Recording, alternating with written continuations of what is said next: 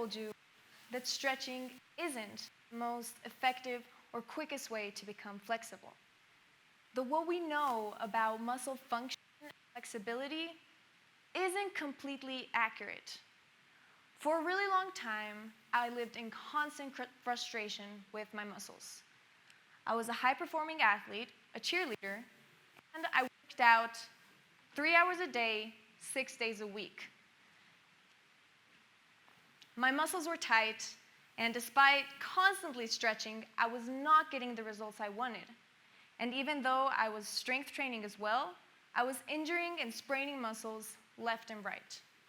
So eventually, I started solely focusing on those injuries and accepted with a heavy heart that I wasn't going to be getting any more flexible anytime soon. Or at least that's what I thought. Recently, I was introduced to a therapy called muscle activation techniques that changed my entire perspective. Before I get into this, I want to start off by explaining that the only action that our muscle can do is contract. And in order for contraction to be efficient, reciprocal inhibition has to take place. Now, reciprocal inhibition only refers to the permission that contrary muscles give to allow that contraction. So it's a sort of tug of war with our muscles. The muscle that is contracting or pulling is called the agonist muscle, while the muscle that allows itself to be lengthened is called the antagonist muscle. So, for example, when we extend our elbow, our tricep contracts, becoming the agonist muscle, while our bicep allows itself to be lengthened. And on the contrary, when we bend our elbow, our bicep contracts, becoming the agonist muscle, while our tricep allows itself to be lengthened, becoming the antagonist muscle. Now, reciprocal inhibition is crucial for us to be able to move throughout our entire range of motion. However, when we bend over to pick something up and suddenly stop because our back starts hurting, well, we can see that this doesn't always go as efficiently or as smoothly as this theory suggests. And this is because our body has a defense mechanism for when a muscle is too tight and can no longer contract. And this is, I meant too inflamed and can no longer contract. And this defense mechanism is muscle tightness. So basically, our brain sends a signal to the antagonist muscle to tighten up to stop the agonist muscle from further hurting itself. Now, MAT explains that a muscle can become inflamed because of 3 main reasons: stress, trauma, and overuse. And when a muscle is inflamed and weak, it also becomes unstable. And like I just mentioned, instability triggers muscle tightness. So a really good way to illustrate this is by thinking what happens when we're walking on ice or on a slippery surface. We tighten up. And this just goes to say that muscle tightness is a sign of muscle weakness. And it is actually the first sign of muscle dysfunction. Pain is only second. Now, this is why stretching the tight antagonist muscle instead of focusing on the weak agonist muscle isn't the best way to gain flexibility, and it can eventually lead to injury. Why is this? Well, let me explain. So basically, this muscle that is weak and inflamed, it shouldn't be contracting. But now our newly stretched antagonist muscle will allow that contraction to happen. So, in other words, we have just opened up a range of motion that is unstable. And gaining this mobility without stability, it leads to muscle vulnerability, which can then lead to injury. It's very clear now why in sports that require lots of flexibilities, we can see countless injuries. And it's because we're required to get into positions that we cannot actively control.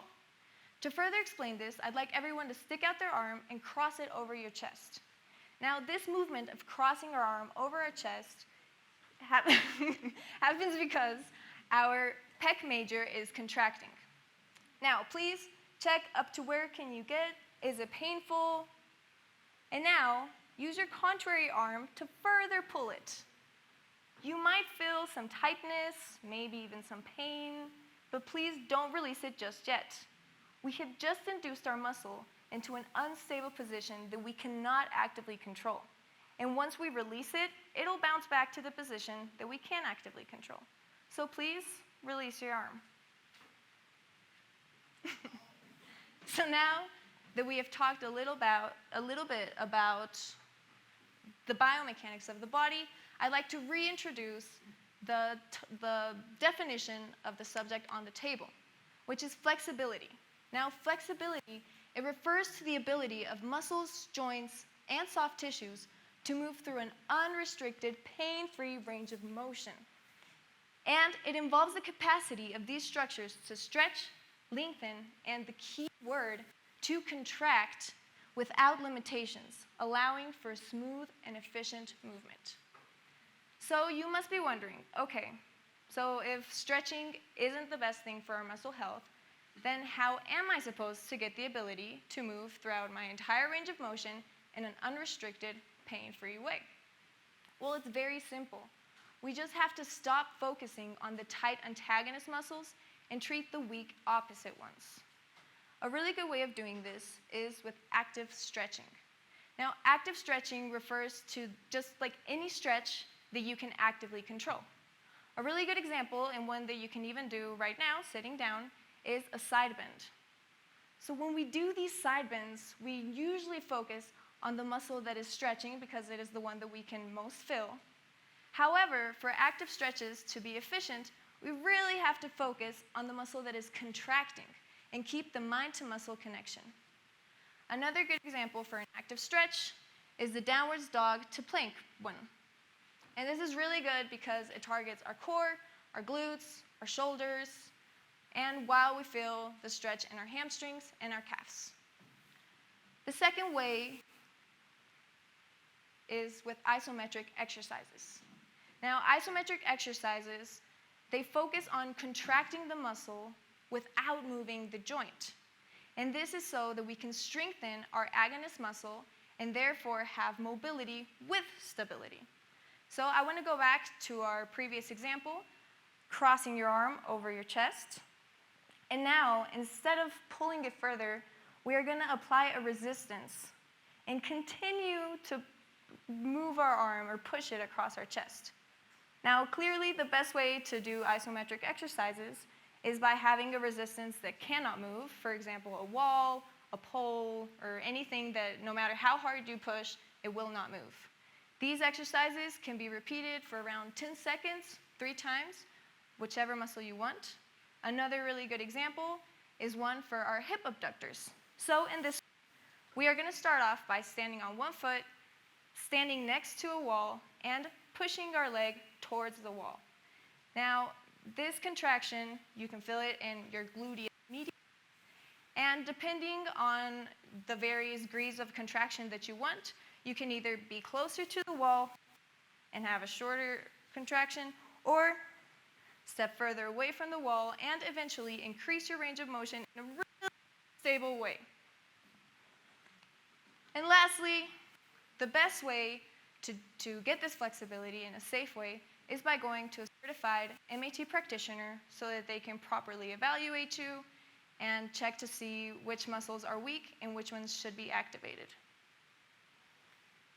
Now, taking all this into consideration, we can improve our range of motion, we can regain or even increase our mobility, and we can decrease the likelihood of sustaining an injury in the process.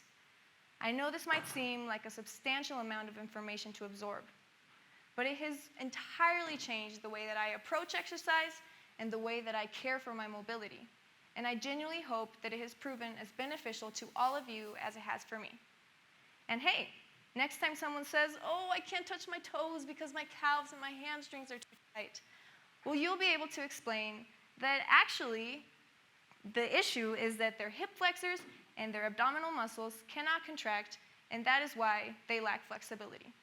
Thank you. My name is Sofia Zavala, and this has been Beyond Stretching.